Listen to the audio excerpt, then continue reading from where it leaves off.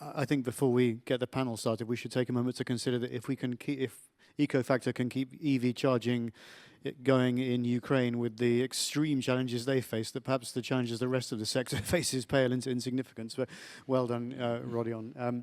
Ukraine is very, very well known for software solutions. I know that our friend Max Reznichenko from Ukraine is also here with his new firm Codably. So do check out Max and Lukasz from Codably.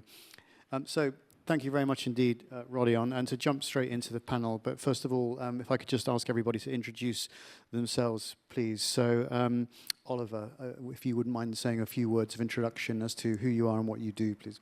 Yeah, thank you, Ed. So my name is Oliver Adrian. I'm leading the European charging and energy strategy and go-to-market for Ford in Europe since roughly 2 years now. Prior to that, I worked in the US for Hubject, was running the Hubject office for a little bit, and worked as a consultant in charging. So 10 years in charging by now. Very good, thank you. And Johnny, over to you, please. Hello everyone, my name is Johnny Berry and I'm Head of Decarbonisation, Innovation and Strategy at Navuna Vehicle Solutions. I also wear a second hat, and that is that I am the founder of something called the EV Cafe. My main responsibility within Navuna Vehicle Solutions is ensuring, alongside my team, that all of our fleets, no matter what they drive, who they are, get access to charging without interrupting their operations or their personal life. And Mark, a few words from you at Instavolt, please. Hi, I'm Mark Sherrod. I'm the Sales Director for Instavolt. For those of you who don't know who we are, hopefully you do. We're one of the UK's leading installers of fast EV charging in the UK. Obviously working to decarbonise the transport sector and hopefully get us to net zero as soon as possible. Very, very good. Thank you very much indeed, everyone. And so the question for this panel is, what better tech for better public charging are you looking to deploy? So perhaps I could go back through the panel again. Oliver, what better tech are you looking to deploy, please? Actually, I don't. So that's maybe a surprising answer. But so we have heard, and it's one of the big buzzwords, customer centricity, everything about the customer. We have heard at the internal morning, which is completely true and quite fine. So charging, and especially public charging, should actually be a non-event, right? So customers shouldn't have to deal with charging. However, I do believe that we as the industry, and that is really across the value chain, from the OEM to CPOs to everyone who's involved, energy utilities and so on, we have done a bad job in the last years in doing our homework, right? So a lot of issues that we're having today is actually, and the customers having today, is purely because we didn't do our homework as an industry. And when it comes to the better tech, then yes, there is of course better tech.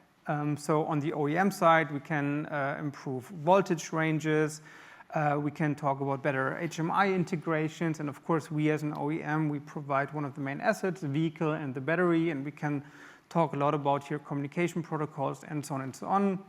CPOs can talk about POI data quality and maybe using AI to improve POI data quality. So there is actually a lot of tech that we can integrate, new tech.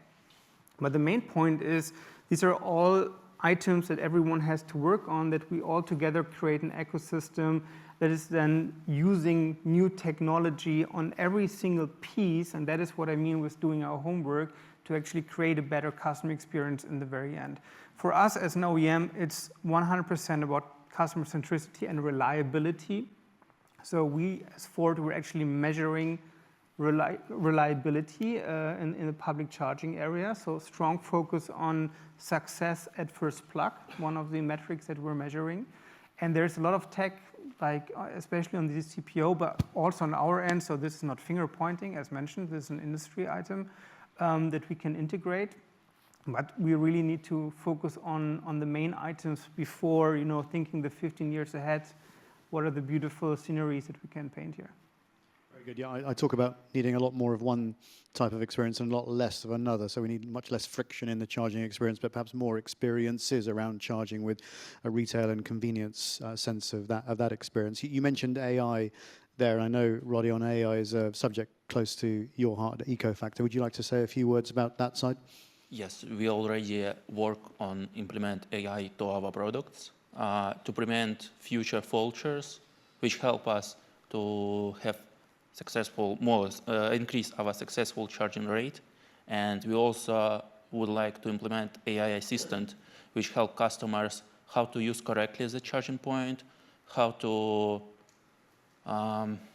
which also can help support, because sometimes our support team can't help our customers because the huge demand of customers which contact support, and AI can also be can help support.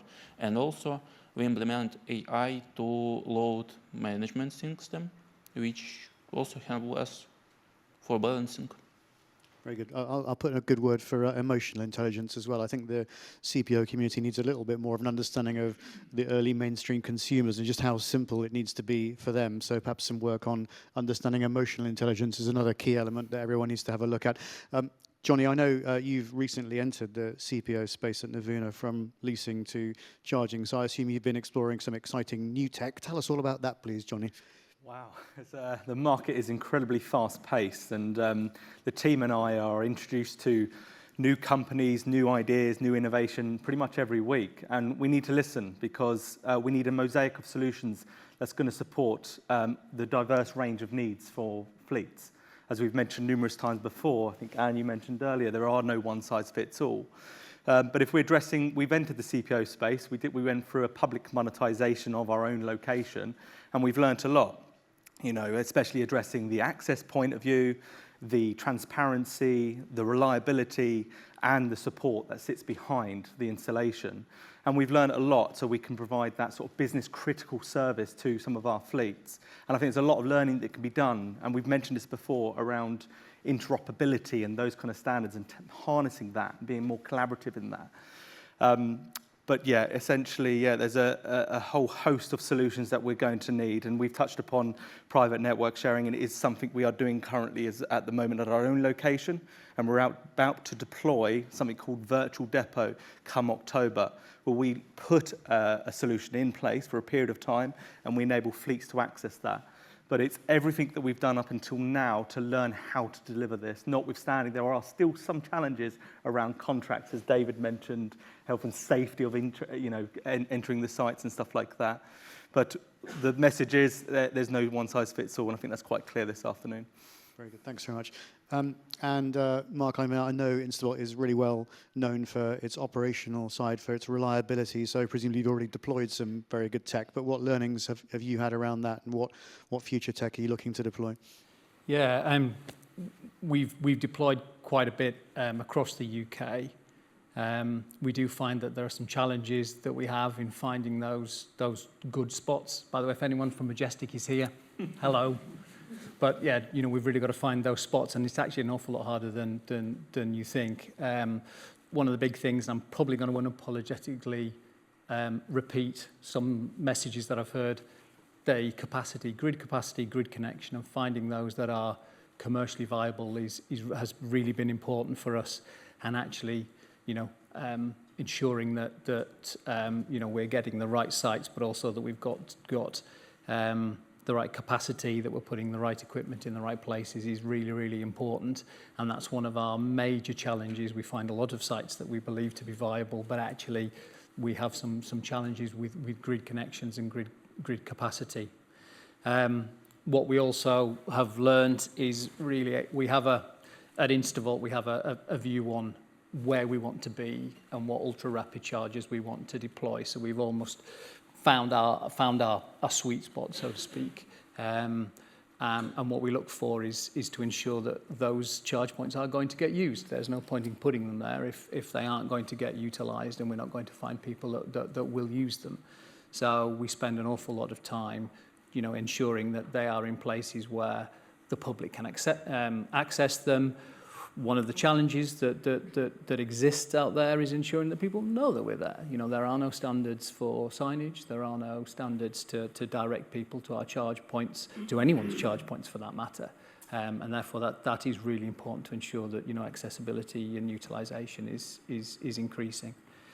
And then in terms of the technology that we're using, we are starting to evolve our technology all of the time. We look at looking towards replacement of old technology to ensure that we're staying as up to speed as we can. We do listen to the customer feedback to ensure that we're putting in what's necessary, and you know we try our hardest. Our reliability, as you mentioned, is really good, but you know, reliability is one thing, and you know, keeping it very simple, that charging journey, that customer journey that again I've heard run through as a theme of today is also really, really important. Very good. Let's do a little bit of future gazing now through a technology prism. Let's imagine that Labour has reinstated the 2030 ban on electric vehicles, and we're in the year 2030. Let's have a sense of what does the optimum technology solution look like for all of you in the year 2030 when we get to this glorious day of mass EV adoption. In no particular order, Johnny, you're smiling at this. I'll pick on you first. What do you think 2030 looks like from a good tech solution perspective? I think the interoperability piece is a real key angle there. I think the whole fact that you know, if we can go towards that protocol, that ISO 15118 protocol, for multiple reasons would be a really good starting point.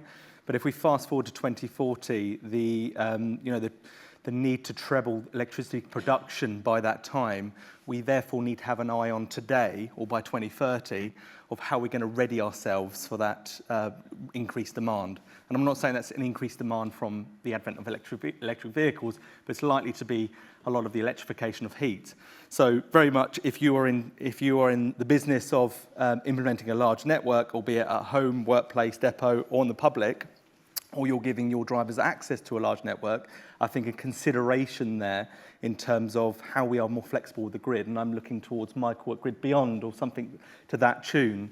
And also, if you are thinking about putting out infrastructure at your own locations, can you do stuff locally as opposed to just going for a grid connection or just upgrading the connection?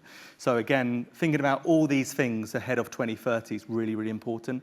Otherwise, we're just not going to get there, and we're just ultimately not going to support the decarbonisation of the grid, which is what we're all here for to do. Very good. And Oliver, what does 2030 look like from a traditional OEM charging infrastructure perspective through the prism of technology, please? Yes, I actually would completely agree with Johnny, because it's building very good on top of what I said earlier with doing our homework. We have to make sure that we're actually getting to 2030, right? So, and when we're talking about interoperability, I would rather talk about standardization, and we don't actually have to innovate so much because the items and the tech is already there. We just have to do it in a much better way. And ISO 15118 is a really good example for that, because, and that may be a bit controversial here, but especially when I listened to the payment panel earlier today, which was super exciting, and I found it really interesting. It's a very good example about standardization and interoperability, because there is actually, so first of all, every player has a right to play in this area. That's super important. But there is a standard in the market that is existing, that is ISO 15118-2 or -20. There's a customer solution called Plug and Charge. And I can just tell every CPO here in the room, we see the highest utilization rates of the CPOs from our EMP are the CPOs that have integrated Plug and Charge, because it's the most convenient payment system, basically, or payment technology that makes payment, as Sarah mentioned earlier, a non-event, basically. And that is the technology when we rely on, and we can agree on standards, and everyone implements a common standard. That is the technology that we can have working. You know, it's less about new technology. It's about, let's use the one that we're having, that everyone actually has agreed to, and bring it to work with a clear focus on the great customer experience. Very good. As someone who works in events, it makes me slightly uncomfortable to hear you talking consistently about non-events, but I take your point. Mark, it's 2030. Instavolt has expanded its successful expansion across Europe and other territories. What does 2030 look like from a tech perspective for you? Yeah, Absolutely. I think accessibility is really key. So by 2030, what should it look like? So really the actual event of charging a car should be very straightforward. As already mentioned, just plug and play, that would be great. But there's the physical aspects as well. There's the weight. It's quite a heavy cable. There should be ensure that the industry has adopted standards to ensure that everybody can charge easily. I gave my daughter a go the other day, and certainly, the arms that we have on charge points are very, very useful, and, she managed it. It's still very heavy. But also then consider that customer journey, then consider on the other end of the spectrum, my father. He's not an EV adopter, but I'd like him to be. But again, his concern is around that customer journey. We've talked about it earlier. What happens if my card's not working? He doesn't carry a smartphone. I hope by 2030 he would, but he doesn't, so he's more traditional. He needs to be included. It should be an inclusive thing, and actually making it simple for him so that he can adopt is also really important, and following on that journey. And then, things that are happening now but should happen more widely, accessibility bays, larger spaces. Yes, it's actually quite difficult at the moment because there are a lot of parties involved in installing EV charge points, landlords, various people that have, commercial interests as well, but, making sure that we are promoting, accessibility bays would also be very important. And then those smaller things around, is the screen low enough for those with disabilities to see? Is the font size large enough for those with glasses like mine that they can read the font nice and easily? All of those things. By 2030, we really should have cracked those, and it should actually be a seamless process, and everybody that is therefore looking to charge, it should be as easy as filling up your car with petrol. In fact, it should be easier. Very good. Rodion, you're obviously doing some super smart work in the AI space. Where do you see this technology going by the year 2030? I also agree with my colleagues that accessibility is a really important thing, but AI also can help customers which don't understand how to use the charger. Because sometimes we have clients who arrive on charging station and they don't know how to use it, how to plug correctly, and then they try to just connect connector, but they need to push. And someone don't understand that they need to push, and AI can help these customers, like just one phrase, just one word, and help it. I think AI can be assistant. Very good. We've got, I'll open up a bit more time for questions from the audience. We've got 5-6 minutes left. So a question for the panel from the audience, please. Who has a question? Someone here in the middle, just near the central aisle. Could you state your name, where you're from, and what your question is, please? Oh, wait, as soon as I start talking, you'll know it's Jamie. I'm in the HGV space, and so my question, you asked about 2030 and what that looks like. Mark, you mentioned accessibility, and one of the tech advancements, if we're talking for e-trucks, is megawatt charging, which is seriously heavy cables that your daughter definitely wouldn't be able to lift, no offence to any lifters in the audience. But my question for the panel, particularly Mark, but also for Rodion and Oliver, is what are your plans for supporting public charging of heavy goods vehicles? We heard from David on the previous panel about depot charging, and Toddington this morning mentioned the electric freightway, but what are your plans, what are your thoughts? Thanks very much, Jamie. Mark, do you want to take that one first? Sure. At this stage, heavy goods vehicles as a destination CPO, heavy goods vehicles aren't necessarily something that we have considered widely, but yeah, absolutely agree that there does need to be some development in that space. Certainly, I can imagine just how difficult it is to charge up an HGV. Without a doubt. So, yeah, no, I absolutely agree. We'll need a significant amount of thought from a number of CPOs, including ourselves, on that one. Rodion? We already work on developing megawatt chargers, but I think the most challenge is power supply for these chargers and accessibility, because it's really a problem for CPOs to find the power, and I think we should connect these megawatt chargers with independent electricity sources like renewable energy, other kinds of energy which can just supply power to this location for HDV. Thank you very much. Another question from the audience? Davina, I'll leave it to you. Fraser here. I picked up on reliability being the main word across that talk, and I just wanted to get your take on what areas need to be improved to help reliability get better. I can take this one if you like. Okay, very good. So a couple of areas. So actually what we've seen is just the loss in connection to the charge points, whether that's roaming, whether it's OCPI, whatever it might look like. And so there are certain things that we can do, cache vend, free vend, so you can still give the charge. But it just seems to be across the board, that's the bit that we can address. And also, going back to that communication standards, if we can increase those communication standards, we can get an idea in terms of like what's likely to fail, or how we can be a bit more proactive in the maintenance. So yeah, they're the kind of two in terms of reliability piece. I can't really see because the lights are quite blinding here. But and actually, can I just go back to Jamie's comments as well? We are Novuna are a total asset solutions provider, and so we are at the moment, with the support of your good self, hopefully, we are exploring different options for refueling. So whether that is through MCS, whether it is through pantograph delivery mechanisms, or if there's something a bit more unique, such as battery swapping. We've seen that in some locations where they're able to swap a 4-ton battery in 5 minutes. So what we're trying to do is we're not ruling out anything, and for anything that we can service the bigger stuff. Very good. Mark, do you want to take that? Yeah, and some points on reliability which are quite key. There's a few practical elements of reliability that I think as a CPO we've had to address. Vandalism is an interesting one that we don't really talk about. We've talked a little bit about services dropping, but actually we've had a real significant impact of vandalism. And again, we're having to react to that as are all CPOs in terms of cables being cut, which have really impacted us recently as well.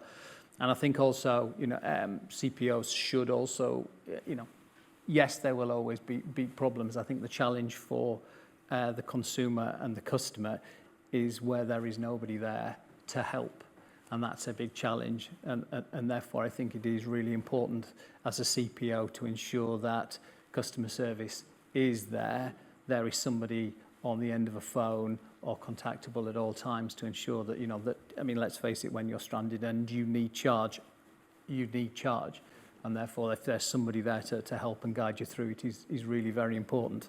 So yeah, those are sort of some of the things that, that we're having to tackle at the moment. Yeah. Time for one more question. A couple down the front here, Davina, but if you have one up there. May I? Max Ryzhenchenko from Codibly. I have one question to ECOFACTOR, to Rodion. In continuation of the topic of reliability, I would like to ask about anti-fragility. How you at ECOFACTOR manage to use all these external factors in Ukraine, taking into account current situation, and manage to serve such kind of high level of reliability of your hardware, of your amazing software, because I had a chance to be a user as EV driver, and I'm still excited how you manage that and how you use these external factors to improve your hardware and software. Thank you. Rodion. So the main challenge now for us is when maybe 50% of the day electricity not working on our locations, and we start to build microgrid networks of generation electricity sources, which power now our locations. We also start to connect renewable energy to our locations, because it's now really challenging to travel in electric car in Ukraine. But during the blackouts, 70–80% of our infrastructure is still working, which help us to charge our client, and electric drivers feel safety. Very good. On that poignant note, if you have any more questions, I'm sure the panel will be very happy to take them in the networking session that follows. But thank you very much indeed for now to all our panelists. Thanks very much indeed.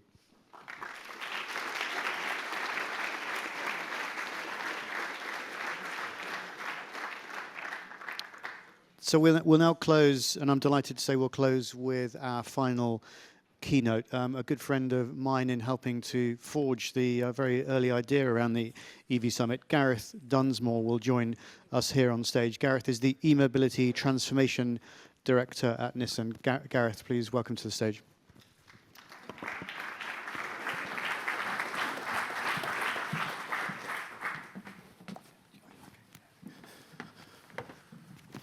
Thank you very much, Abe. Thank you. Pleasure to be here. Having worked 14 years on electrification around Europe and the world, this is my first speech at an EV conference in the UK, so thank you for that opportunity.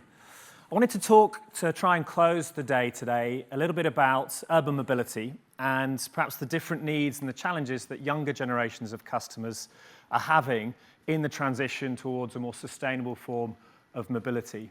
And to help me do that, I just wanted to try and put out there a simple question. Is small the new big? If you think about mobility over the last 20 years or so, we went through a massive transition, a massive growth in size of vehicles, probably not just from SUVs, but from the crossovers that have entered into our universe. I worked on the Nissan Qashqai.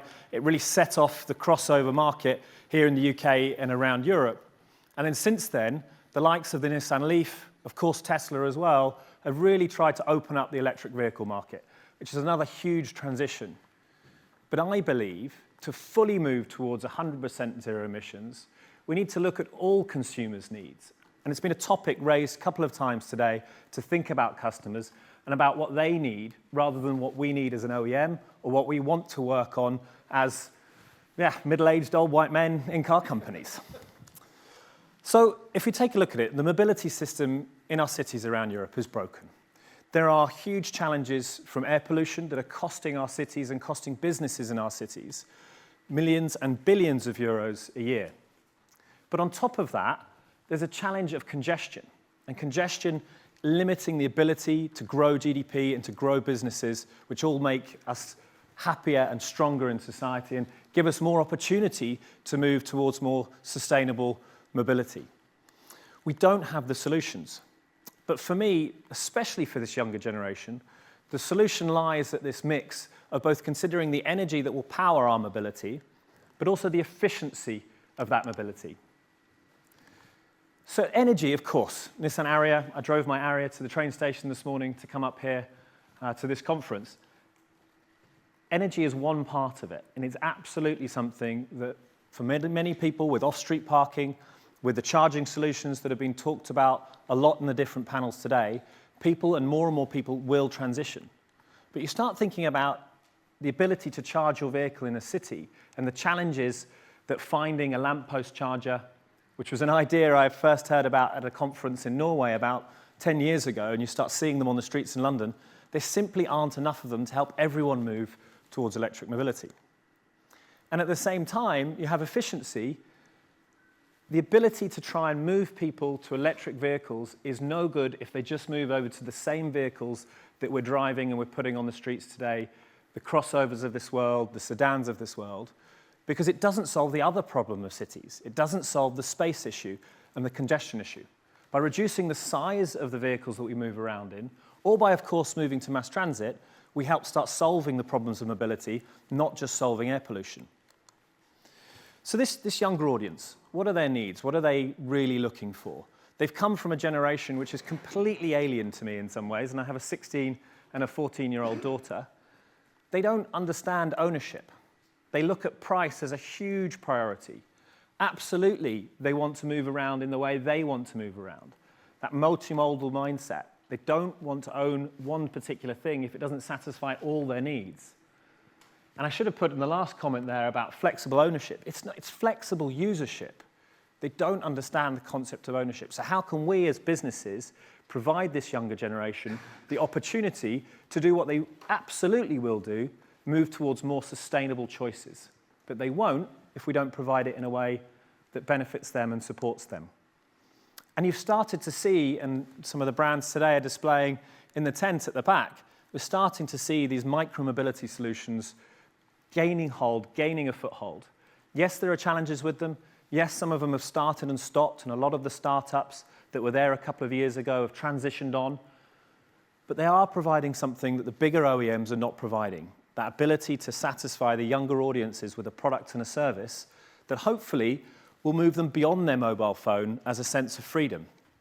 My 16-year-old, as she's starting to sort of understand what I do as a job at long last, not only sees her mobile phone as a freedom, but the ability to use transportation as well, the ability to get out there post-pandemic, to move around and engage with people. They cannot do that in the products and services that we tend to provide without micromobility. Which is why, as Nissan, we've partnered up with a company in the last few months called Silence Eco-Urban Mobility. We're conscious that from Nissan, we passionately believe in the move to electrification. That's why we invested in the Nissan Leaf. But our expertise is in delivering products and services to families, to businesses all around Europe and the world. Our expertise has not been engaging with 16, 17, 18-year-old kids. Silence has been focused on this with their electric motorbikes, one of the leading electric motorbikes in Europe, for the last 10 years. They're coming at the industry from a very different space. So by meeting together, we believe that the partnership can help them scale up, but also help Nissan find a new audience to engage with for the longer term. Now, the S04 nano car that you see behind you is a product that is natively connected. It's a product that is designed for democratizing micromobility. And by that I mean it's a product that businesses, that cities, that universities, that towns can take on their own and start using as a mobility service for their customers, rather than as an OEM trying to do it all ourselves. And it's a product that has a battery that you can actually take out and swap, or a battery that you can roll out on its trolley and charge in your flat, and charge in your place of work, or charge in your terraced house when you can't find charging on the street. We've already started deliveries in France. We're moving on into Germany and into Italy. And if you look at the market over the last 12 months in those countries, France has expanded by over 50% in the last 12 months. There are products coming onto the marketplace now, and you see outside the Microlino, that are electrified, that are more accessible, that have a size issue to many of the people's audiences in this group here, and certainly to my eyes is what I would want to drive day in, day out. But that size is an opportunity for 16, 17, 18-year-olds who absolutely want smaller forms of mobility and don't want to waste anything with their purchase power. And today I'm very happy to announce we're also bringing this to the UK. This type of segment is not something that we've seen en masse in the United Kingdom.